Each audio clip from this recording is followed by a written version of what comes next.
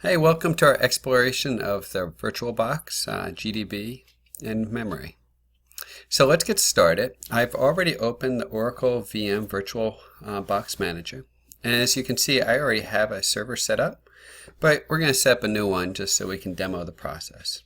You're going to hit New, and then give it a name, and I'll say Demo. You can call it whatever you want. I'm going to select Type, and we're going to pick Linux. And then we're going to take Ubuntu 32-bit. So again, Linux, Ubuntu 32-bit. And please kind of follow along, pause me, and do the same thing as you go. You can select all the defaults. Just click right on through. Just keep clicking. Keep clicking. Okay. At this point on the left side, you should see that the machine is powered off. Click on Settings. And now we need to set up our image to it. So click on Storage, and you'll see the controller. And so let's click on the plus sign for the optical drive and do Choose Disk. And then go ahead and find your ISO file, so the Hacking Live ISO file that you downloaded. Click on that and just hit the open down at the bottom. You can now hit OK. And we should be ready to power on. So just double click on it. So after a minute or two, the terminal should be all set up, and you should have where it says Reader at Hacking. At this point, there's several things that you can do. First of all, the textbook on page 19 to 38 is roughly what I'm following, and pretty good, pretty close to what the textbook does. So it would be good to go ahead and follow along with that. As well as I gave you a handout, which is with a summary of all the commands we're going to type in. I strongly suggest that you type them in along with me and pause me. You have to look them up and think about them because you're going to need to remember what all these commands are. So first of all, we want to move into the book source directory. So it's change directory, cd, book source. And then at this point, let's go ahead and compile our first program. So I'll say gcc firstprog.c. GCC is the GNU-C compiler, and I can do an ls-l a.out. ls stands for list, lists the directory contents, and -l kind of gives a more detailed description of the files. And I can see that a.out exists. GCC by default creates an a.out file, and now I can go ahead and run it /a.out. So I'm going to run it in the current directory, and the first prog prints a.out multiple times. Let's go ahead and look at the file. So I can type objdump -d a.out and then grep. Oh, let's not do grep yet. Let's just go ahead and run this. Sorry, typo -d a.out. And we can see that quite a dump of assembly comes out. But the truth is, there's a lot of stuff in here, the shared libraries, and code that's really not of interest to us. If we want to just see what's in main, we're going to pass this through what's called grep. I just hit the up arrow so I could go back to the last command I typed in. And pipe, we're going to send the output from the object dump command into grep, which is a search utility. And so I'm going to look for the label main.:, and I'm going to show the 20 lines after that. So now I can see main, and I see an output of the program. Now if you look at this assembly language, you'll be like, this doesn't look like the assembly language we've been using. And so we want to switch it over to the Intel syntax. So I press the up arrow again, and let's add an additional flag, -m, and Intel. And now you should be more familiar with this assembly language. Next thing, moving on. Let's open up GDB. So GDB-Q a.out, /a.out. GDB is the debugger, the GNU debugger. And we can put in a breakpoint at main. Now let's go ahead and run it. So the program will stop. And when it gets to main, which we just looked at above, it will stop the program execution. And at this point, GDB, we can inspect all sorts of things about the machine, the registers, the memory, and so forth. So let's type info registers. And this inspects the state of the different registers.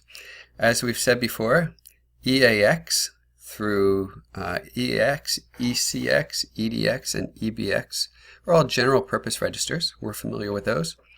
ESP, again, is the stack pointer. EBP is the base pointer.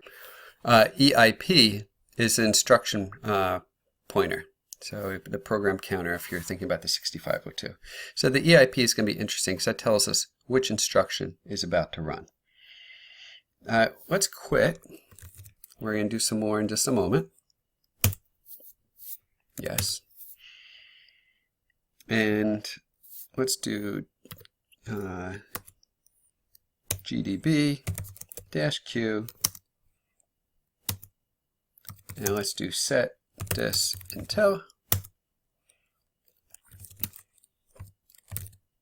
We'll talk about word typing in a second.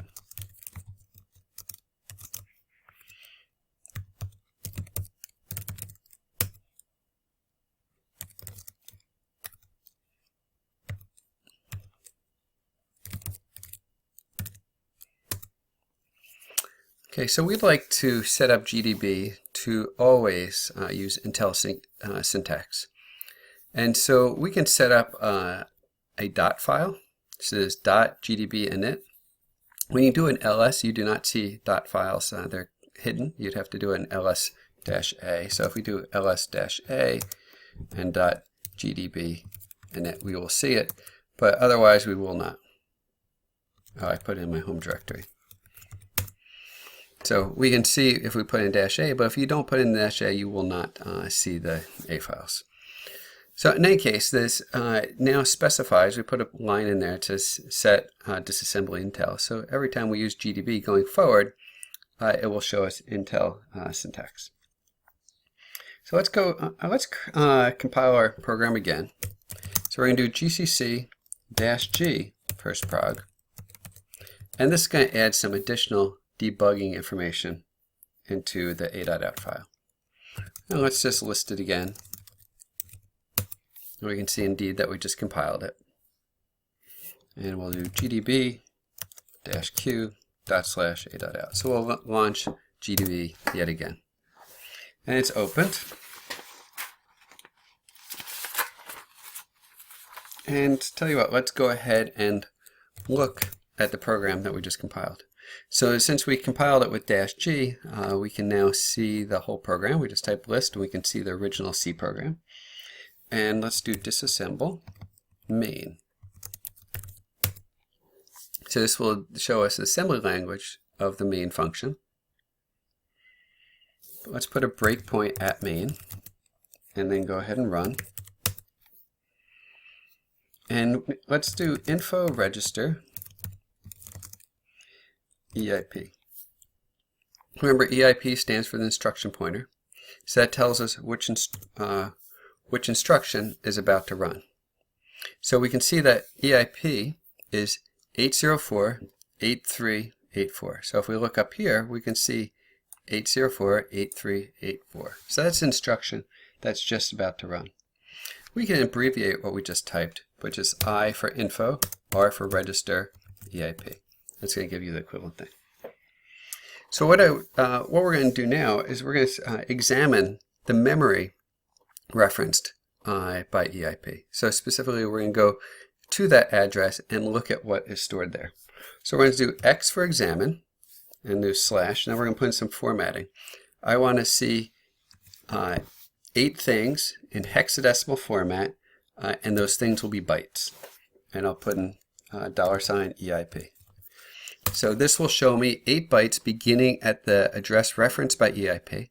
And I can see that's C7, 45, FC, followed by a number of zeros with it looks like there's an 83 at the very end.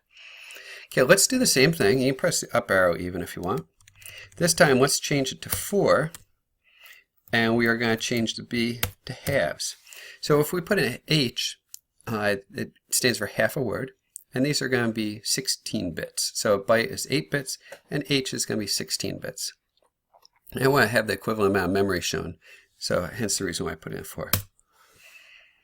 And I see that it's saying 45C7, 00FC, and so forth, and we see the 83 now again. And let's just continue this pattern. So we're going to do 2x, and we'll put in a W this time for word, and the word side is considered to be 32 bits. And so now I see 00FC, 45C7, 83, followed by a bunch of zeros. So the first question on your sheet is that these expressions seem to be looking at the same memory, but the data appears slightly different. Why? So I'll let you answer that, and then you can continue. Next one. Instead of formatting things in hex, we could also ask it to show us the formatting of the thing that we're pointing at, interpret it as an instruction. So if I put an I in, it's going to tell me, oh, if I look at that memory and think of it as an instruction, this is what it says.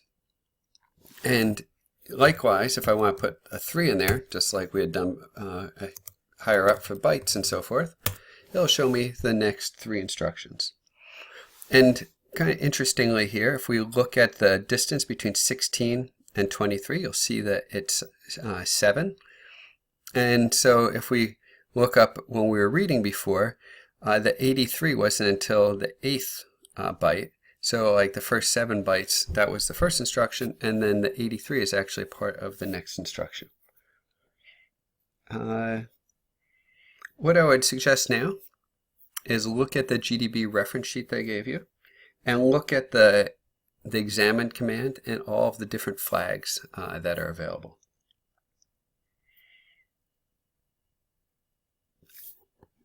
Let's just finish this off with one more thing. So since we said it's 7 bytes long, we could look at the memory referenced by the EIP, and we'll just look at 7 bytes this time, and we don't see the we don't see the 83. And so this is the complete instruction of the D word pointer, the EBP -4 dereference, save the value 0. Let's open a second terminal. Just find the applications here, and we'll go to accessories and terminal. And let's, so it should pop up. So now we have a second window. Go to book source. I want to run that object dump again.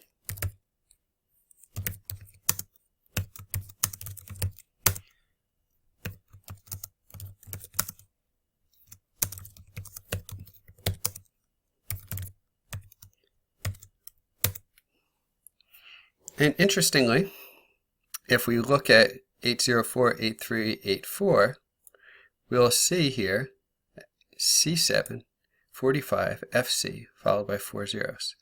And that's what we just saw when we did the output with the 7 bytes. So nothing too important there, but just to see the consistency between the two. So you can type exit to close that extra window. Move this terminal back over to the left, and let us continue. Okay, so let's investigate one other piece of memory, where if we look at this instruction again, it's about to write into EBP -4 a value. Indeed, it's going to write 0 there. EBP -4, it's going to write 0 into that location. So let's look at what's in that location ahead of time. So we'll do $EBP -4. So we're going to look at 4 bytes in hexadecimal format, and we'll see that it says C8348. And yours might say something different because we haven't written anything there yet. Let's tell the program to continue one assembly instruction forward. So we'll type next I. And so an assembly instruction has just run. And so now let's look at the same piece of memory, and now we'll see that those 4 bytes have now been zeroed. So that was the effect of that move command. Let's look at the next instruction that's going to run.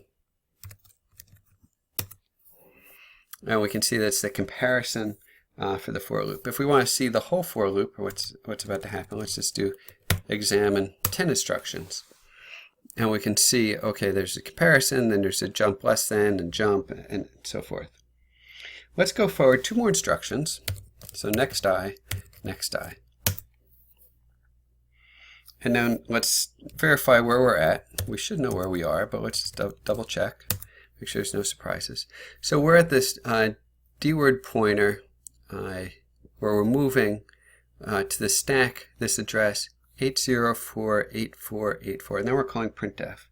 And if we recall from our prior discussions, the thing that we're putting at the stack pointer is the argument for printf. So 8048484 is the argument for the printf. So why don't we go look at what's stored there.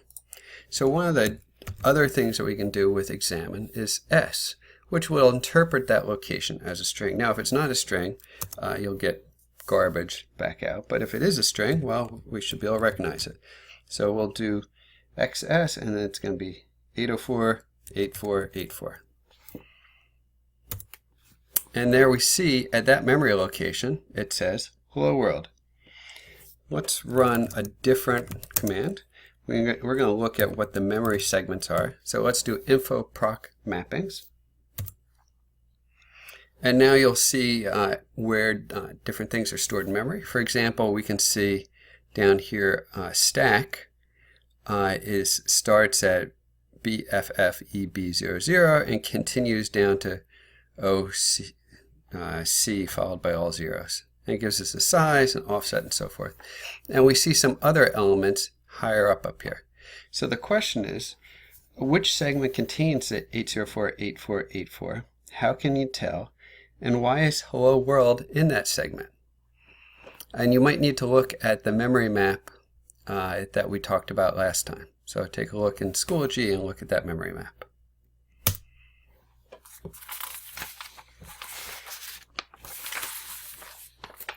So finally, we have some independent tasks for you to try. So this is going to require that you've kind of internalized what we just did. So take a look at independent tasks 1 and 2 and see what you can do. You're going to need to do some VI editing in independent task 2. So I'm going to talk about that now and get that started. So copy char array 2.c to char array 3.c.